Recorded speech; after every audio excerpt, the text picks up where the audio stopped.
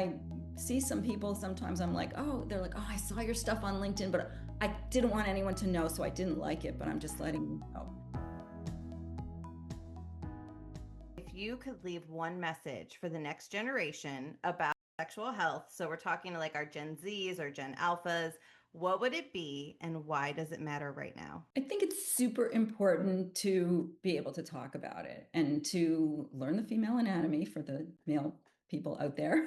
Yeah. It's really important. I was at a pub across the street from me here. I always go and hang out, have my dinner, and meet people. There were a couple of young men sitting next to me. They were both around 30. And we started to talk about relationships and sex. I said to them, you're warming my heart because you're having this conversation with me, that you're really able to talk about it and that it's a conversation that you're not shying away from. I think if we can start to talk about it, well, 30s, by that point already you're hoping they're cooked and that they really can talk about it, but really teaching young people to be able to talk about it in a way that it's just something that we all do. Most of us, I mean, not everyone gets here through sex. Why are we so ashamed? Why is it something that is so shameful when it's something that everybody's doing some way, somehow? Love it. Yeah, what a good message. Like, let's get more comfortable. Let's not be embarrassed. Let's have the important conversations.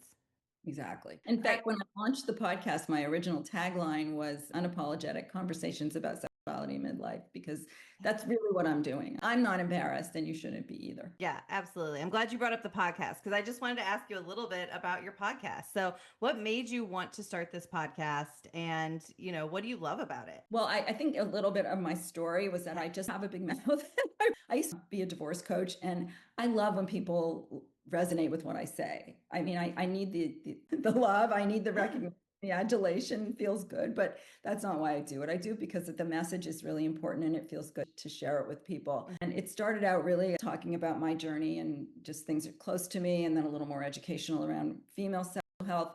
And then it just expanded into understanding all kinds of sexual health and all kinds of relationship practices. And SHA had a really big role in helping me lose my judgment around how people show up in the world, whether it's their gender, their sexuality, their relationship, fluidity, all of that. And I try to address it all. And I try to expose people who would not have otherwise known about it to this kind of information. And what's really fascinating, I get a lot of people, so I'm, heterosexual, female presenting. I've always been in monogamous relationships, although single now.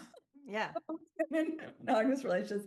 I feel like those are the people that are listening to me. And when I see some people, sometimes I'm like, oh, they're like, oh, I saw your stuff on LinkedIn, but I didn't want anyone to know, so I didn't like it, but I'm just letting you know. Like, that is my audience. Like, those are the lurkers, I call them, the people that are in the background saying, like, I really want to know this and I want to teach it to you, but I don't want anyone to know that I'm listening. So that's the messages I'm trying to put out there, the ones that people really want to know, but they're kind of afraid to ask.